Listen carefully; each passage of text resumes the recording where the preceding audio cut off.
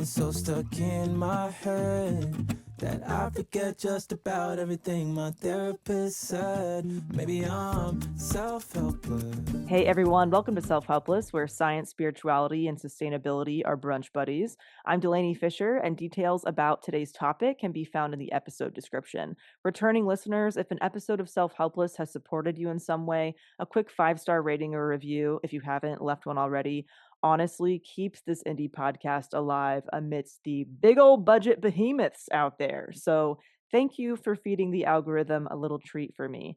Ad-free episodes are now on Patreon at patreon.com/selfhelpless, and info about some free goodies will be shared in the outro. Okay, it's podcast time.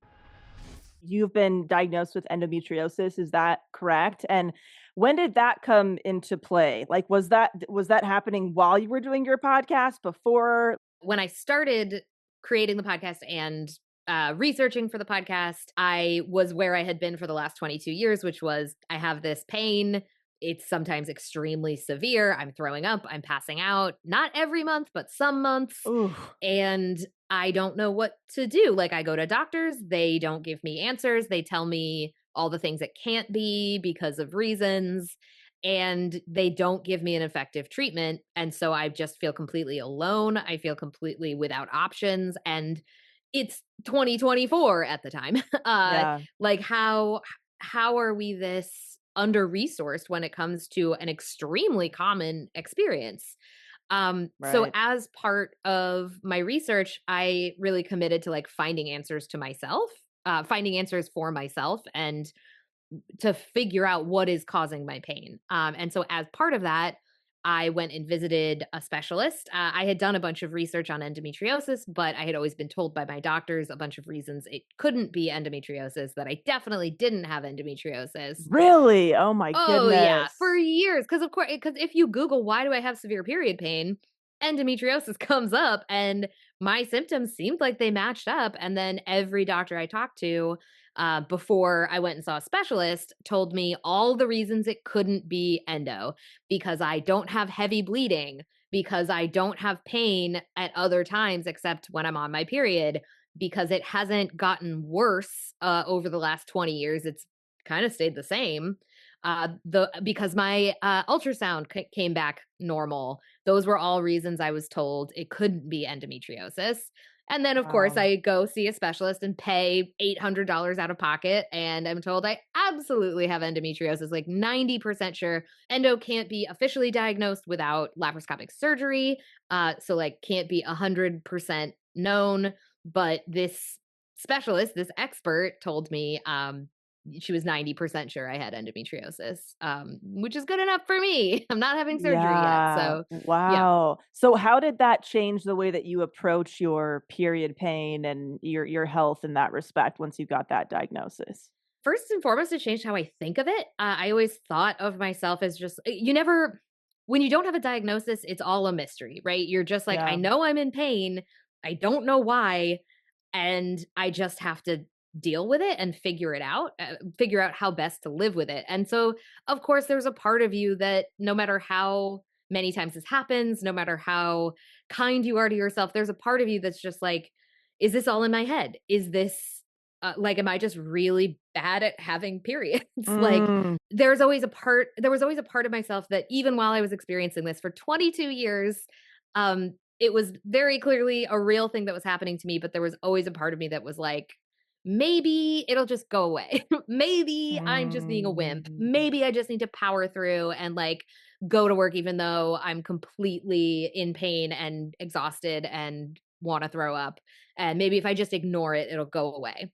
Getting a diagnosis meant it was real and I had to take it seriously. There was a part of me that thought like, if I get I think that like the part of me that was still like 14 and like going to the nurse's office, that part was like, if you get a diagnosis, the doctors will know how to fix it and then it'll be solved. No, they know what it is, but what it is under researched. There's for sure treatments and like things that you can do, but there's no solution, there's no cure. And so that Right. was honestly pretty depressing. Yeah. Um Could you describe what endometriosis is in like layman's terms for anybody who Yeah. maybe doesn't know? Endometriosis is when cells that are similar to the cells that make up your endometrium are implanted in other places in your body. It can be anywhere, but it is most often in your pelvic cavity. So it can be on your ovaries, on your fallopian tubes, on your intestines or bowel or colon. It can be on your bladder. It can be on your pelvic wall. In rare cases, it can be in other places in your body. Like it has been found in people's lungs, noses, and brain. My Um, God. yeah, those are very rare. And so, like, Yeah. I like not the vast majority of people are not going to deal with that, but Right. it can cause serious problems because it reacts to hormonal signals the same way the cells that are in the lining of your uterus do. Wow. So when the lining of your uterus is like thickening up and creating a place for a fetus, for an embryo to implant, then these implants of endometrial like tissue, other places in your body, are also reacting to those hormones, thickening up, which creates a lot of irritation. The insidious part of endometriosis is that there are two major ways it screws with your body functioning. Obviously, the thickening and bleeding creates a lot of problems. It creates a lot of scar tissue in your body because your body is basically reacting like it would to an internal bleed. It's saying like, "Whoa, send forces in, like figure out what's Mm. going wrong." But it's not really equipped to deal with it or fix it. And so what ends up happening is all of that irritation creates scar tissue around these endometrial implants or endometriomas. That scar tissue are they're called adhesions, and they basically glue your organs to each other. So it creates structural issues with your body functioning in digestion, in urination, in just kind of like any system that's in that area can get affected by uh, these adhesions. It can also cause a lot of pain because your organs are supposed to be like sliding around easily, like moving. And if there are adhesions gluing them together, they can't move like they're supposed to. And so it creates pain and Wow. visceral pain, which is what it's called when you have pain coming from your organs, is very little understood. And we don't have a lot of ways to treat it. Or we don't have enough ways to treat it. And that's the kind of pain that endometriosis causes. The other way that endo really screws with your systems is inflammation. The body knows that there's something wrong, there's something happening that's not supposed to be happening. It's constantly on high alert. So it's constantly sending white blood cells, it's constantly sending inflammatory mediators and cytokines, but it's chronic inflammation. So that means your body is kind of always fighting what it thinks is like a threat, which means your body is never really in like rest and digest mode. And so that also contributes to things like chronic constipation because your body isn't prioritizing its normal functioning. It's prioritizing trying to fix this internal bleeding or irritation or whatever's going on in there. Our immune systems get all screwed up because of it. And that has, on a scale of decades, that has huge implications for how we're, functioning day to day. And Yeah. that matters because endometriosis has an average diagnostic delay of 7 to 10 years in the US. And Wow. that's from onset of symptoms. So you said, inflammation is a big thing with this. I would imagine then doing anything that you can, maybe holistically to reduce inflammation becomes kind of a part of your health and wellness. Like could you share maybe like what seems to have helped you the most so far? And yeah, anything about that. I have explored a lot of aspects of treatment. And I've also learned that, like, I'm lucky in some ways because I only get, and part of my diagnostic delay, I think, was that I only get severe pain uh, the first day of my period.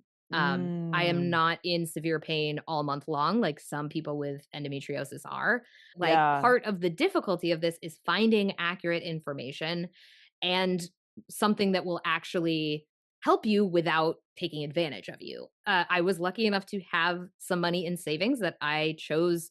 I had earmarked for, something more fun, but I chose to spend this money on trying out a bunch of different things to help my endometriosis symptoms. And again, like my results are just my results. Like what worked for me may not work for you. And in fact, I've already found that things that were working for me for 6 months stopped working for me and I had to switch it up. And that apparently is also very common with endometriosis. You can find something that works for you for a while and then it stops working. So Mm.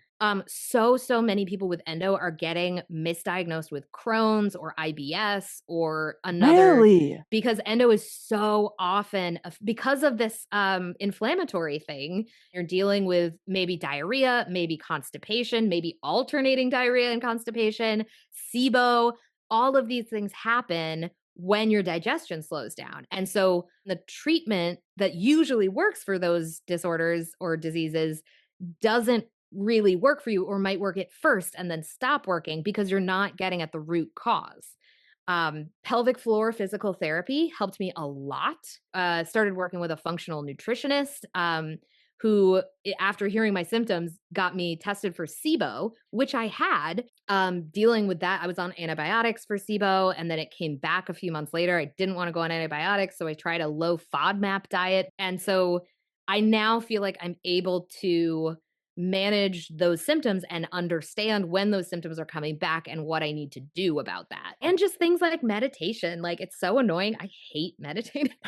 I resist it all the way, but it really is so helpful for like ramping down your nervous system, getting enough sleep, not looking at your phone. Like, we live in a world that our hormones are interpreting as an emergency all the time. So many of the things you see on TikTok and the scams we get sucked into are based on the idea that like you can keep your life exactly the same. You can keep doing everything you're doing. Just take this supplement or just change your morning routine. Yeah. And like, I think we need to be able to accept the idea that like the world we live in is bad for us. If we're able to make some changes to our lives and our habits, that can help. But like, it's not our fault and it's not our body's fault that we're reacting this way. This Right. is something that's wrong with the world, and you can't individually fix the world to be better for your hormones. Yeah, you have to start thinking, all right, how much of it is lifestyle that I might be able to control? How much of it is environmental that I can't control, the air quality of where I Oh, yeah. live or whatever, you Yeah. know? Are there any myths that have been kind of debunked on your podcast that really blew you away? So Yeah, many things I thought I knew. Just from like one of the earliest questions I had, I think the first episode of the podcast is this question of like, why do cramps hurt? Where is the pain coming from? Literally, what's happening inside my body right. when I have cramps and when I have what I call death cramps, which are like the extremely painful, severe, debilitating cramps that make me throw up and pass out, go to the Yeah. ER. Like, Jeez, yeah. what is happening inside my body? And it was surprisingly hard to answer that question. I did my own research. I looked into all these medical papers and I was like, oh, amazing. There's prostaglandins that get released when your progesterone dips, and these prostaglandins tell your uterus to cramp. And you can have like too many prostaglandins and your uterus can be like squeezing too much. And like when it squeezes too much, it's the muscle is squeezing too tightly to let oxygenated blood flow to the muscle fibers. And when that happens, it's called ischemia. When it happens anywhere else in your body, it's called a Charlie horse. It really hurts Mm, because muscle fibers, muscle cells will die if they don't get oxygen. So your body wants you to know something's wrong here. Muscle is cramping. You got to shake it out. Can't really do that with your yeah. uterus as much. And so that was the research I found. That was the only answer I found into Wow. why period cramps hurt, what makes them hurt, what they call the mechanisms of period pain. Then I did episode 4, I did a field trip to the only lab in the US getting NIH funds to study dysmenorrhea, which is the medical term for period pain. Mm, It's in Evanston, Illinois. It's called the GYRL lab. I sat down with the 2 leaders of the lab, who are 2 men, and of weird, course. but they're amazing researchers, amazing doctors and scientists. And so got easier quickly. But I sat down with them and I said, okay, here's where my research told me that period pain comes from and why it hurts. Is that right? And they were like, no, not entirely. They were like, that's Okay. probably like that's like regular cramps. That might be why normal period cramps, quote unquote, hurt. That might be what's going on. they are finding that a lot of different things are going on. And they are doing really what feels to be like really basic research to try to understand like what else is happening. They are putting a woman who's having period cramps, who is like Mm. having them right now, putting her into an MRI, giving her a sensor to squeeze when she's feeling pain, Oh, and wow. watching her uterus, because they've put cramping people in an MRI before and been like, let's see what their uterus does. But they've never had input on the data of their pain when they're feeling pain and matched it up to what the uterus is doing. Wow. It should make it very clear how research is often done into female bodies of like, we're not really, us and our experience are often not part of that research. They're just Right. looking at what our bodies are physically doing. Right. So what they're finding is that people are squeezing the sensor, meaning they're feeling pain, not when you would expect, which is when the uterus is cramping. They're sometimes feeling pain at the like before a cramp happens, before a contraction of the uterus happens, sometimes in the middle, sometimes at the end after a uterine cramp is over. And the pain episodes are typically much shorter than the contraction. The contraction is typically around 90 seconds and the pain that people are feeling is usually 30 to 40 seconds. So Fascinating. Oh my gosh. we don't know. We Like don't it know could shit. be Yeah. we don't know. It's clearly not Wow. just ischemia. So they're thinking there might be um the nerves and the like neurological systems might be anticipating based on a contraction and basically like saying, "Uh-oh, here comes a contraction." Like it's gonna hurt and you're feeling pain then. Or it could be that other muscles, like your pelvic floor muscles or your abdominal muscles, are bracing, which creates pain. So many Goodness. things. It's also possible that Yeah. reperfusion, meaning like blood rushing back into the uterine muscles after a contraction is over, could be painful. Even the people that are studying it and are taking, people seriously in this Yeah. respect still are confused about what in the heck is going on here. It Well, shows how far we it have to go. yes, it's baseline, it's foundational research. So it's Right. research, it's basic questions that have to be answered before we can do things like answer how do we help? How do we treat Yeah. it? If you are suffering from severe period pain and you don't know what's causing it, you are basically given two options. You are told to take ibuprofen or other NSAIDs, and you are told to go on some kind of hormonal birth control. And Right. for a lot of people, that's effective and that's a good strategy. And I am in no way like knocking birth control. But that's not enough options considering 90% of menstruating people experience some kind of pain with Yeah. menstruation, and 30% experience severe or debilitating pain, meaning they cannot do their daily routines, they cannot go to work, they cannot do the things they normally would be doing Yeah. because of their period pain. 30% of menstruating people worldwide is about 522 million. And that estimate may be low because there are a lot of problems with how we collect data about this. 25% of people with menstrual pain, ibuprofen is not helpful. Like it Mm. doesn't touch their pain. The GYRL lab also looked into this and they found wild stuff. Like they administered ibuprofen, like watched people take the pills and then did a blood draw 90 minutes later. And in a percentage, I forget the exact percentage, but in a percentage of the study participants, there was no trace of ibuprofen in their blood 90 minutes after they had taken the drug. And What? they don't know why. That's wild. So they're like, maybe some people are like metabolizing differently, maybe Yeah. some people are digesting differently, like they don't know. But when that is one of two options that we are given, Right. that's a real problem. That's a lot of people who have one less option. And then considering how many side effects birth control has, how many like people do not react. I am one of those people. I do not react well to hormonal birth control. I tried many different kinds because Mm. in the hope that it would help my period pain, lowered my quality of life more than being in pain once a month did. So Yeah. I did not use it. There've been some really cool studies looking at Botox injections for period pain. This is the kind Interesting. of out of the box thinking that I think we need way more of in this field. It's botulinum toxin, like it's not safe across the board, but it has Right. been used for a long time. We kind of know the risks associated with it and we know how it works. There was a French study where they they did Botox injections into the uterus. And just like if you have Botox injections in your face, the muscles don't move as much. The uterine muscle doesn't move as much.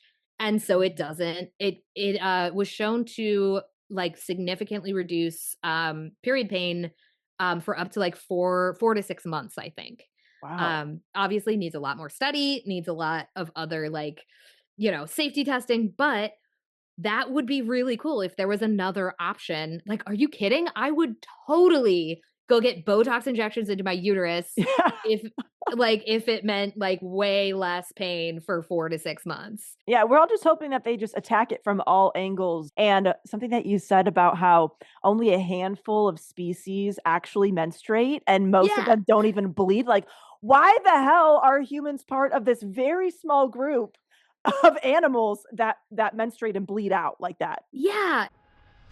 So, as a podcaster, I'm on camera quite a bit, especially when I guest on other people's podcasts. And I don't wear a lot of makeup. I don't really like wearing a lot of makeup, but when I want to dress up, I put a little bit of powder on my face, some color on my cheeks and my lips, and mascara. When I wear mascara, that's when you know it's a big deal and I am trying to look my best. The number one thing I look for in a mascara is if it's both cruelty free and vegan. And then does it work? Does it actually look good? And that is why I'm loving Jones Road mascara. It ticks all three of my most important boxes and I love the look. It's very natural. I've tried other mascaras that look too thick and dark for me. I'm not really into that look or they get clumpy. And this is just smooth, clean. It feels very nice on my eyes. Also, what I love is that it does not have any phthalates, sulfates, petrolatum, PEGs, cyclic silicones, EDTA, or BPA. So I always appreciate when a brand creates a product that is taking all of these things into account. And if you're like me and you care about all the above and you prefer highlighting your natural beauty instead of laying it on thick, I highly recommend giving Jones Road mascara a try. And for a limited time, our listeners are getting a free goodie of their cool gloss on your first purchase when you use code HELPLESS at checkout. That's HELPLESS. So you can just head to jonesroadbeauty.com, use code HELPLESS at checkout. And then after you purchase, they're going to ask you where you heard about them. So it'd be very much appreciated if you support the podcast and let them know that Self-Helpless is the one who sent you. Why do we even get periods? Like, why is this the system that we have evolved? Like, it doesn't seem super efficient or, It's rude. if you it is, it's rude. Fucking rude. Like how very, very few species of animals menstruate. The elephant shrew menstruates, a subset of apes called simians, and a couple species of bats. Those are the only ones that menstruate. Weird. Yeah. What I a know. weird club we're part of. Yeah. I know. And so there are different ways that you can be fertile, right? So a lot of animal species have evolved to only be fertile when there is a chance of being pregnant. So like camels only release an egg, female camels will only release an egg if they are sexually stimulated. So basically like Wow. they become fertile by having sex. I feel like dogs are a good example of this. Other thing is they go into heat, right? Like there are certain Yeah. times they go into heat, they are fertile during that period. So there are obvious different like advantages to these different ways of being fertile. Like if you're only getting fertile when there's a high chance that you're going to get pregnant, you don't waste resources on releasing an egg when there's no chance that it's going to get fertilized. You don't Yeah. the system that humans have, which is that we are what's called spontaneous ovulators, where we are on a cycle, right? Like we ovulate kind of no matter what else is going on, unless there are environmental factors that our bodies like interpret as like, don't ovulate, don't be fertile, don't have a baby when there's a famine or a drought or you're like running away from stuff all the time. There are things that will cause us not to ovulate, but in general, if things are chill, we're ovulating every month. That's a lot of resources. That's a Yeah. lot of calories. That's a lot of like our body temperature is higher. Our body's like doing a lot of Oh, stuff weird. to like prep for maybe a baby. And part of that is building up the uterine lining. And then most of the time when we don't get pregnant, that's just like, get rid of it, start over, like scrap it. Yeah, obviously, you think about our ancestors like running through a forest. Probably not great to be in pain, to be cramping, to be bleeding on the ground Yeah. so predators can track you and smell you. Like, Yeah. why? What is the advantage to this system? And I Right. talked to a biological anthropologist named Kate Clancy, who studies this. And her first answer was evolution doesn't really care about your feelings. Evolution doesn't care if it's hard for you. It has found and evolution isn't usually efficient. It's just good enough. It doesn't need to be a perfect system. It just has to work. But it does mean that we have a lot of control with our endocrine system telling us what's reacting to things that are happening in the environment. It actually is a pretty good system to avoid getting pregnant at a time that there might not be enough food to sustain a pregnancy. There's also like really cool things that happen with ovulation where like the way that the egg is selected to be released is really cool. And like when the sperm meets the egg, a lot of that stuff is kind of wrong and sexist. It isn't the fastest, most agile sperm that wins, it's the sperm the egg wants to let in. And then after Interesting. Oh my God. the egg is also the biggest cell in the human body and the sperm is the smallest, I believe. That's right. Um, there's also a crazy thing that happens once the egg, like, lets one sperm in, the egg releases a chemical that decapitates all the other sperm. Holy shit! How are we not learning about this? It's so fascinating. Yeah, we've been brainwashed. What the fuck is up with the poops? The period poops? The weird, soft, what the hell is happening here? Prostaglandins. Okay. No, it I literally knew you'd have an answer. yes, the prostaglandins that signal to your uterus to start cramping, those prostaglandins don't just, like, stop at the uterus. They also go to your colon, go to your intestines, Oh. and they can all one theory of, like, why you throw up if you're in severe pain because of your period is that those prostaglandins are also getting to your stomach. Now, when we get into okay, you have endometriosis or you have, like other issues going on, the change in hormones, so like your progesterone drops a lot. High progesterone can slow down your digestion, so you might get constipated like in the week before your period.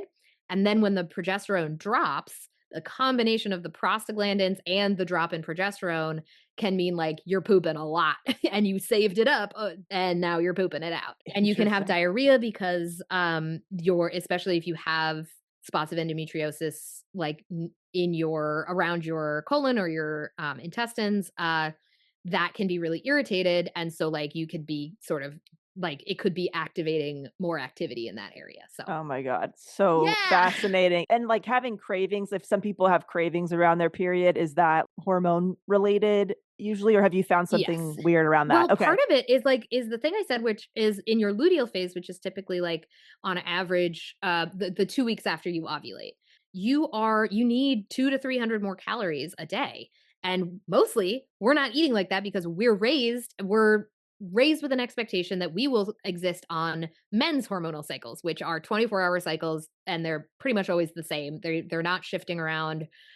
We are on much longer hormone cycles. We're on, Yeah. 28-day on average. For me, it's 24, 25 days. For other people, it might be a little longer. So often, especially getting towards your period, you've been under eating for 2 weeks. You've been holding yourself to a standard that doesn't apply to you, especially if you're like trying to eat like a low calorie diet or like trying to lose weight. Also, like when we're eating, like blood sugar swings can get really crazy. We need to be eating at set times in order to like keep our blood sugar on an even keel because when our most often these cravings come from blood sugar swings. Mm. If we skip a meal, if we have like a really light meal, if we eat 2 hours later than we usually do or earlier, like does it has effects. If you're having cravings for something, it's probably because you need to eat something. Yeah. Oh my gosh. Wasn't there something said in that episode, the biological anthropologist of, is there like some kind of benefit to wound healing or something Oh my god, with yes. menstruation? That was really interesting too. So so the way this is only beginning to be studied. So they are starting to like look into what is in menstrual effluent, which is what we, should call menstrual blood because it's not just blood, it's also a lot of other stuff. Part of what is so cool, and scientists are starting to get really interested and excited about this, is the uterus is, if you think of the uterus like a balloon, right? Like a blown up balloon, the inside is coated, is like that's the uterine lining, and it thickens every month and then it sheds. It drops off and you basically have a open wound inside your uterus. And somehow that happens every month and we don't see scars form. It heals because if scars formed, it would be much harder for the uterine lining to thicken again the next month. It has to do this so many times throughout someone's lifetime. So somehow the uterus is doing scarless healing. It has this open wound once a month that is like healing very quickly with no scarring, and it can open up again the next month with no consequences. Oh my gosh, it's just so weird. They've studied what's in menstrual effluent. They found all these different healing factors, which like I don't 100% understand what that is, Yeah. but they found these healing factors. So it's like the blood and the uterine lining that is sitting in your uterus before it comes out is helping heal the open wound inside your uterus. And they've isolated the healing factors from menstrual effluent and like kind of recreated them and used them experimentally to like help heal other kinds of wounds, and it has worked. Like, Oh my gosh. We got so the this might magic potion up in there. yes. That's incredible. And especially for things like burn victims where like the scarring is horrific and like really impedes future functioning and like has a lot of nerve damage, this kind of thing will like is helping burn victims. And it's just something we've been doing inside our Wow. uteruses forever, like no big deal. That'll probably be the key to them giving a shit about us, is like our special tonic can help other people. That might be the way forward. On that subject, I did get a little deep into something that I don't even think I had time to talk about on the podcast. Anyone who experiences severe menstrual pain, one of the big problems is that like we have to call out of school or work. And I was thinking like, okay, there's a lot of us. If we're talking the 30% of menstruating people that experience debilitating period pain, and that could be once a month Yeah. every year for our whole like adult lives, that has to affect the GDP. So I was looking into like any data I could find about how does period pain affect the economy. And in the US, I could not find any studies about this, anything published about this. Australia did do a study about this. And in many ways, Australia does seem to be further ahead than us in thinking about this, in being curious about this kind of like period pain, how it is affecting the larger structures that we live in. Yeah. They found that dysmenorrhea accounts for about $9 billion a year. The economy is I think it's $9.5 Wow. billion lower than it would be if nobody called out because of period pain. They talk about absenteeism is when you call out of work. Presenteeism is when you show up, but you just can't function as well. And so you're Mm. not as productive.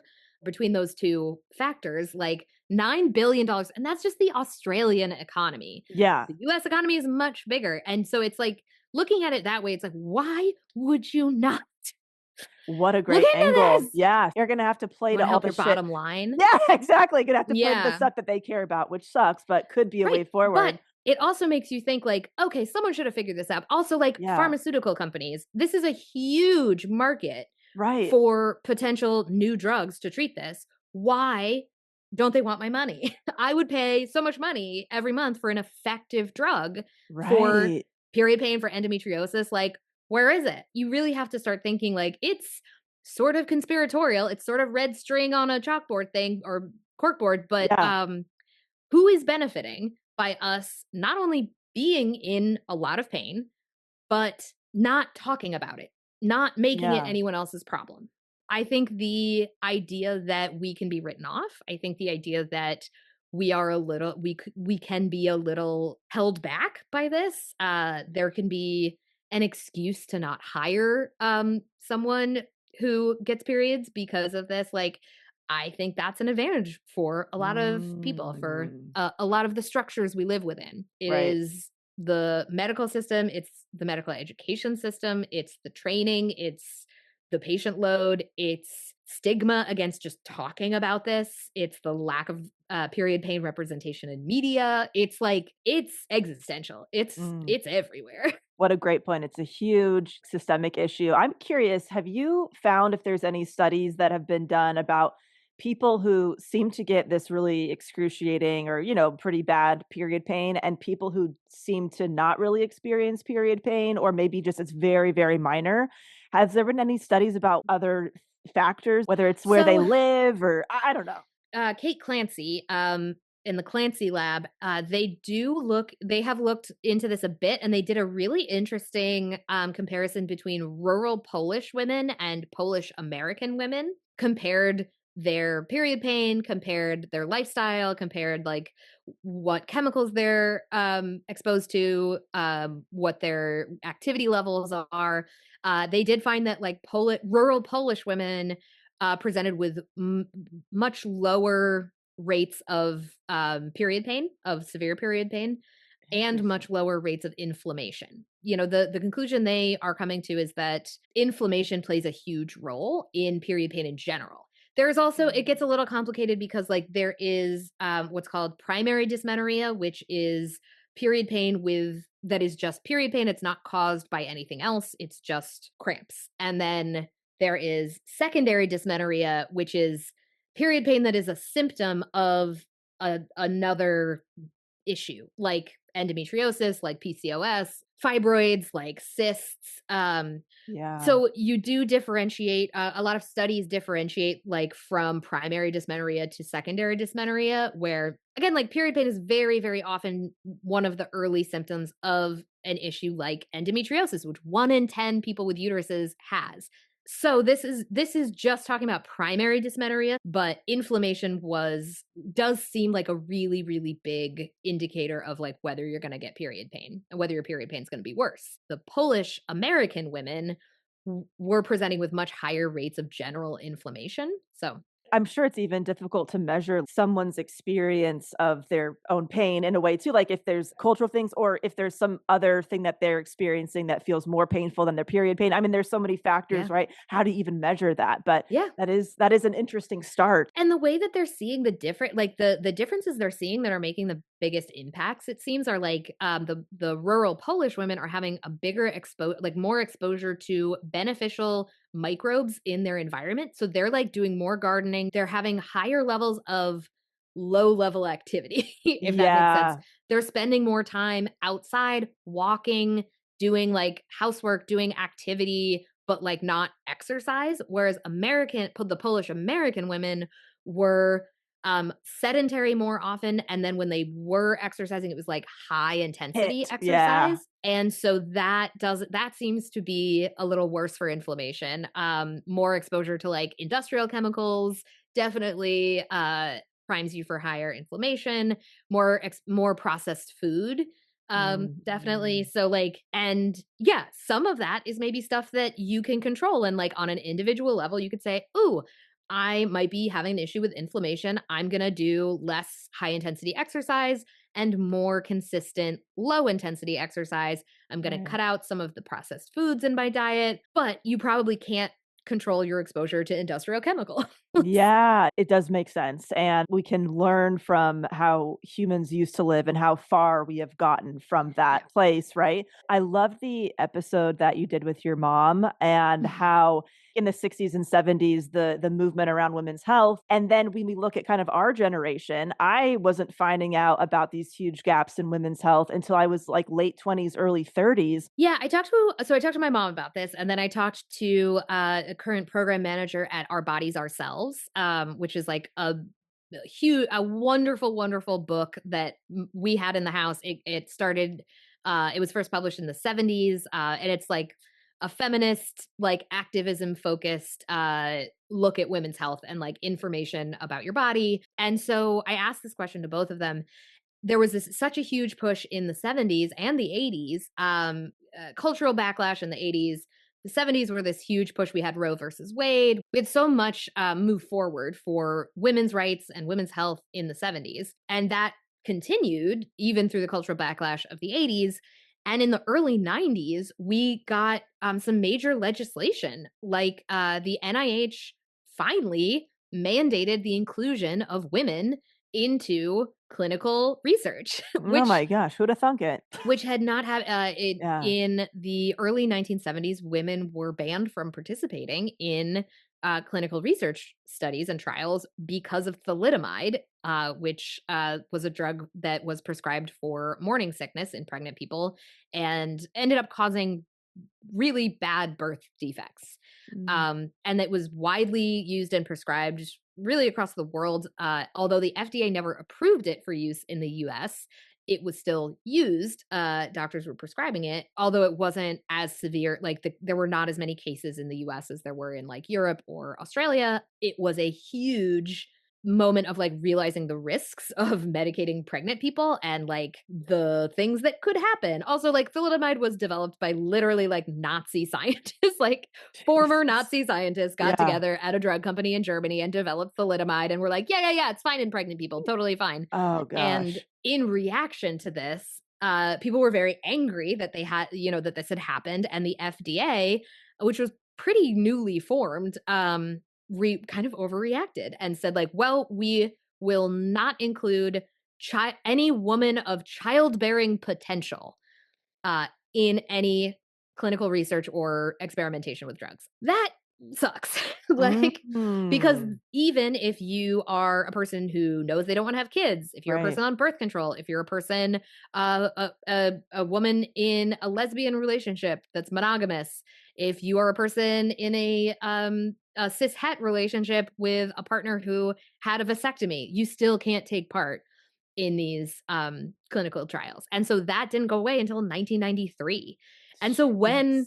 you're 35, I'm 36, when we were kids, when we were 5, 6, that was when these major things got overturned and these bans on including women in clinical research got overturned and women's health wasn't prioritized, and there was like a big shift in that in mainstream medicine of like creating more women's health clinics. And like this program manager from Our Bodies Ourselves basically said, like, we thought we won.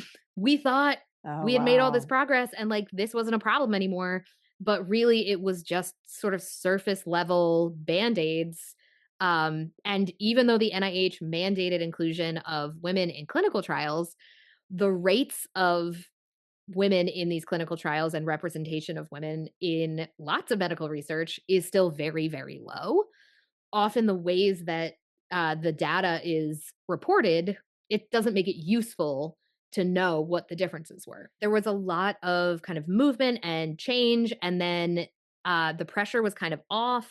The activism got focused on other things, and it wasn't for another like 10 years that I think there was a realization of like, oh, it's We're not not better. done. We're not done. Yeah. Oh no. Have you learned about what we can expect in maybe perimenopause or menopause relating to period pain? I know for me, this, past year, I had a couple really weird ones that have never happened before where I actually did throw up from how Mm, bad my cramps were that had never happened to me before. yeah. And, like towards the end of your period, it looks a little different. It looks like a Yeah. little darker and whatever. Yeah. That lasted for like 13 days or something. I'm like, what the Yeah. fuck is this? I've never had Yeah. this. And I started, exercising more and eating more nutritious foods and all that, and my periods have been better. But I'm wondering, should I be expecting more of that weird stuff, or was that like a fluke? I don't know if you've Yeah. learned anything about So that. a little bit. Because our hormones are supposed to be reacting to the outside world. They're supposed to be kind of adjusting us, calibrating our systems Yeah. to kind of deal with what's happening in the world. Yeah, if we I had a this just my past cycle. It was 3 days late, which it never is. Like I Mm. am so regular and I have short cycles. I have like 24, 25-day cycles. I have been tracking my period for 10 years. And I think maybe one other time when I was really sick, it was 3 days late. And I just got my period like on the fourth day. I had done like 3 trips in a row, and two of them were to different time zones. I was obviously like eating very differently because of all of this travel and events. Had changed my exercise schedule. When I got back, I like I was like, I gotta be really good now. And I was like eating my whole like low FODMAP anti-inflammatory thing. And I think just all of that was like whiplash. There was also like a really stressful event with my dad's health that happened in the middle of all of that. And I think it really just like fucked up my cycle. And so if it's just like a 1 or 2 weird periods and you're going through some wild times, that might be happening to you. Yeah. Um, I will say what I have learned anecdotally and from the research is that the things that people say will make your period better, will like ease your symptoms, which are having a kid and like going through menopause or starting to go through menopause. There's actually no data that backs that up that it will be better. I never even It's heard that. Oh Like, yeah, what? that's what I was told when I was 14. I was told that like, oh, some women have bad periods, but it'll go away when you have your first kid. Oh Um, my gosh. and Wow. so many people are told that. I mean, for years, for a long time, if you were diagnosed with endometriosis, you were told just get pregnant because you aren't having your period while you're pregnant and breastfeeding often. Ugh. And so they were Ugh. like, that'll fix it. But also then you probably won't complain because you'll have other stuff going on. Oh my gosh. That's our third option between ibuprofen, Yeah, going on the exactly, birth control, exactly. I get I'm really pregnant. glad they don't prescribe that anymore, Oh, but thank like, you. damn. But Wow. also the data says that all we can be sure of with the hormonal changes that come with having a baby and going through perimenopause and menopause is that your period will change. Mm. So if you are having really bad periods, they might change to be better. They might not. They might change to be Yeah. worse. They might be bad in a different way. About it really is split. It's like I think in one survey I saw like 50% of people said their period was worse after they had a baby, 50% said it was better. The hormonal changes that come with perimenopause, obviously, once you're through menopause, you're not getting periods anymore. So that will be better. But perimenopause, which can be a decade, menopause is defined by you haven't had a period in a year. And Mm. so perimenopause is basically like any time before that when things have started changing, but you are not paused yet. Sometimes the way that your hormones are, the way that your hormonal balance is changing means you get more periods more often, but they're lighter.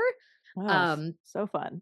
I know. Sometimes it means Mm. you're going longer between periods. I feel like we all just assume like, oh, getting close to menopause means like my periods will be more spread out, but that's not actually necessarily the case. Sometimes they get like closer together and more So weird. frequent.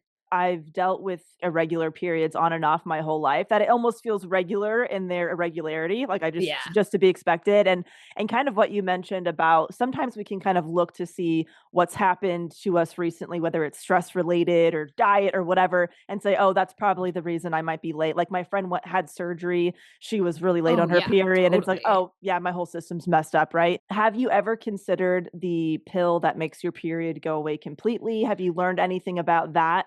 Yeah. So the crazy thing I learned is that you've got hormonal birth control where you take placebo pills for a week or whatever, and that's called cyclical birth control, right? So you're on the hormones for 3 weeks and then you're taking placebos for a week and you have a period, you bleed. You aren't actually ovulating. The bleeding that you're doing is not the lining of your uterus that has built up to house a fetus shedding.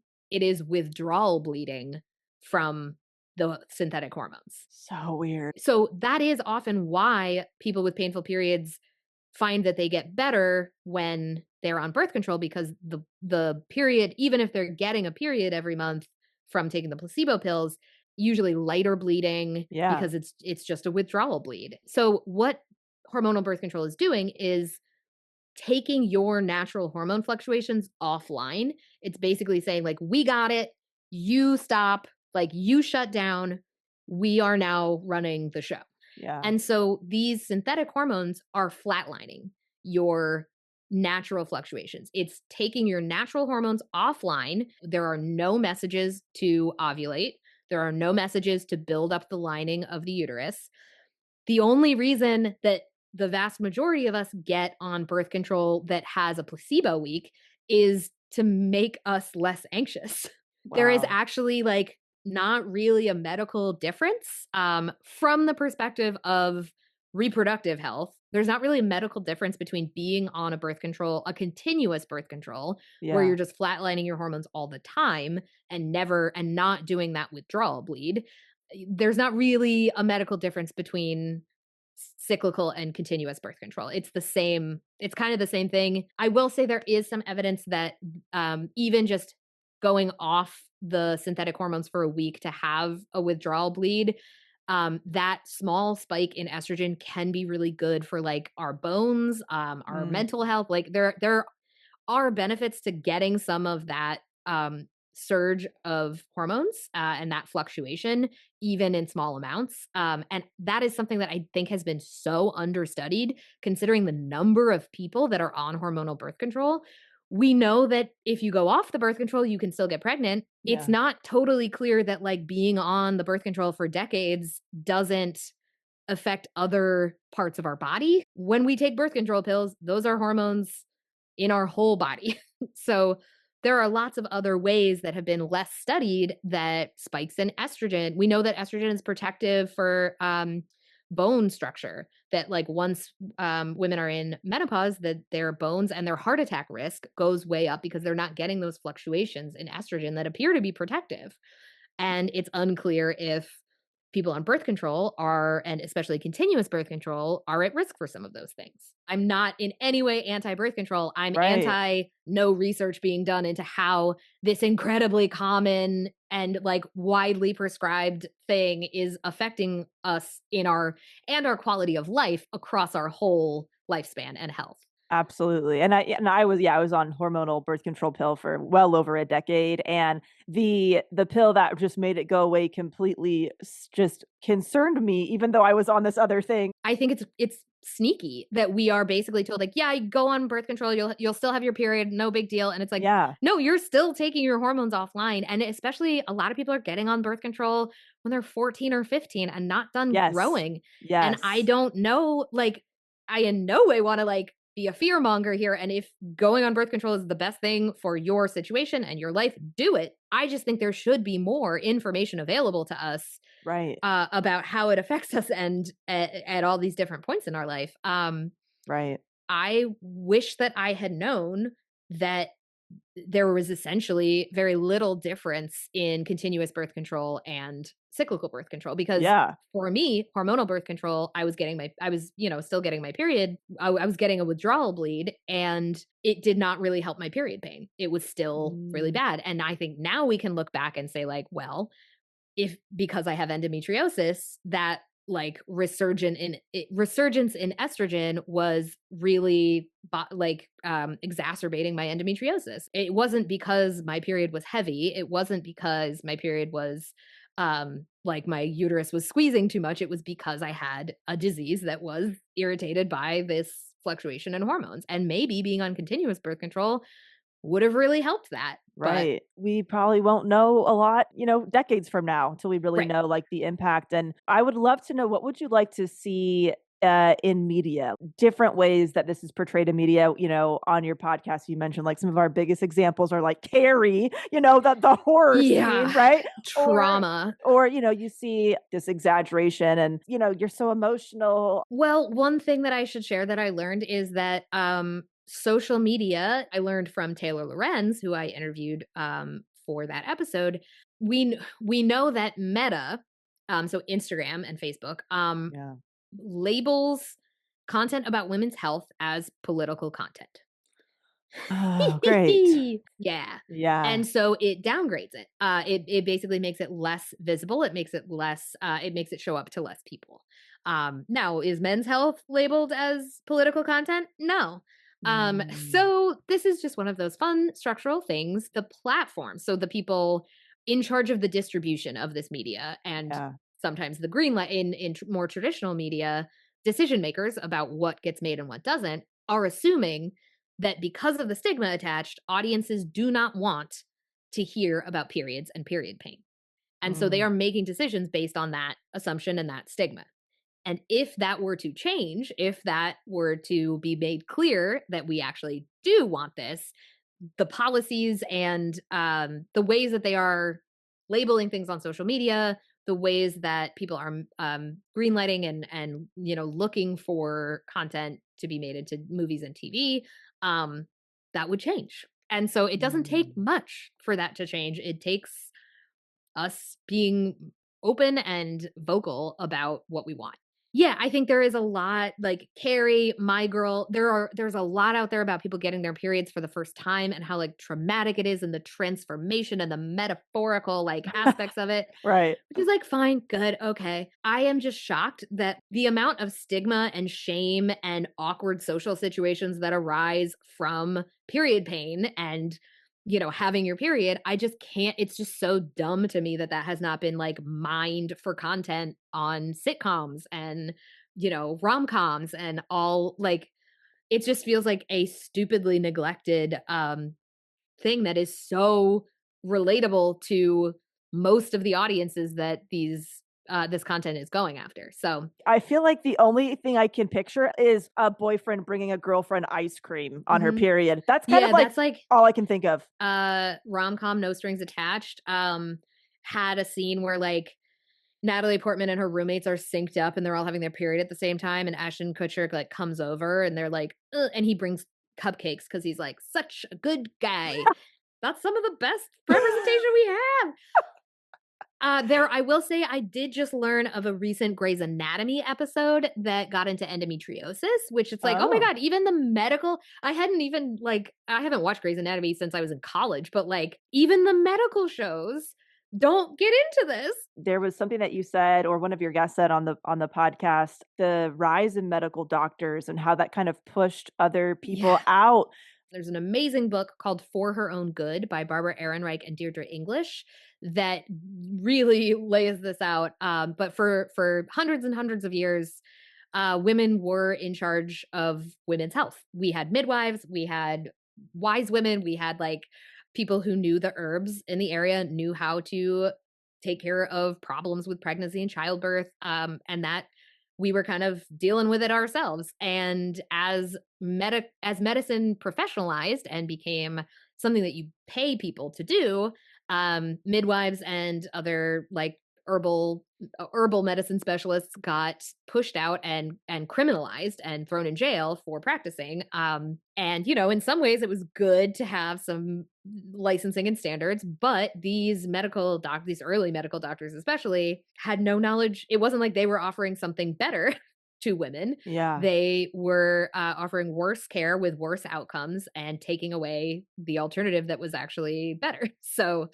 You mentioned, I think, a study or a very outdated study, something related to period pain. I feel like it's the same thing with women hitting that 35 mark. Is like that is from a study from the yeah, 1700s with like a um, group of church ladies or something. it's like I French was, peasants. Yeah, I, it's I'm from like, oh, can we update I this? think from like the early 1800s or yeah, in 17 it's late 1700s and it's a group of like French peasants and it's like yeah, the fertility went off a cliff when they turned 35 cuz a bunch of them died because it was the late Yes. 1700s. Like It's just unbelievable the narratives that we hear our entire yeah, lives, and yeah. we don't really, we're not really encouraged to look beyond them. I think that the reason it becomes so infuriating to learn this is that we are raised with an expectation that there is equality, that there Mm. is good, that these questions have been answered, that smart people have done the research, and medicine is so good at so many things, but doesn't necessarily know much about women's bodies or things that are specific to female experiences. The awareness that there isn't a ton of research does kind of force you to become a better advocate for yourself. Being able to go to a doctor for some things and to be able to say like, "Okay, yeah, I'll make use of this," and being able to do our own research to double check what a doctor tells us. Yeah. I do not trust a doctor to tell me all my options. I go into every medical appointment with my like list of things that I need to be leaving this medical appointment with. I'm going to ask questions that I already know the research about and I'm going to see what they say. I'm like simultaneously so sad that it's taken me 35 years to learn some know. of this, but also on the other hand, I'm so thrilled that somebody like you is out there making this information approachable, digestible, funny, like Thank you. accessible. So, and I know we already touched on this being a systemic issue, and doctors are not expected to know everything. That is way, like, that's unfair to put on anybody. I think that's why you probably see some doctors really focusing on patient care, and then they might introduce something new to their practice if it becomes mainstream and more accessible to them. Then you see some doctors who mainly focus on research or solely focus on research, and they don't see any patients. You have some doctors who are doing a mix of both. You just can't let any one person be the end all be all of information for you. It sucks that we have to basically get like amateur medical degrees in order to make sure we get good care, but like that's where we're at right now. And we need to fill in the blanks with other things as best we can and try not to get taken advantage of in the meantime. Absolutely. Kate, thank you so much for being on the podcast and like really doing this topic justice. Is there anything that we didn't cover that you think is especially important for people to know? And then where people can find you, the podcast, all that good stuff? I think we covered a good bit of it. Yeah. Obviously, there's more in the podcast. Go listen to it. 10 episodes. Yeah, and if you want to find me, I am on Instagram at Kate Helen Downey, Downey. I am on TikTok at Kate is Cramped. And you can find Cramped, the podcast, wherever you get your podcasts. That's Cramped. We also have a Discord community that you can join. It is for anyone dealing with severe period pain, trying to find answers. We share a lot of studies and resources, and also just like DIY cramp cures and things that have worked for us, and stories of like crazy things that happened to us.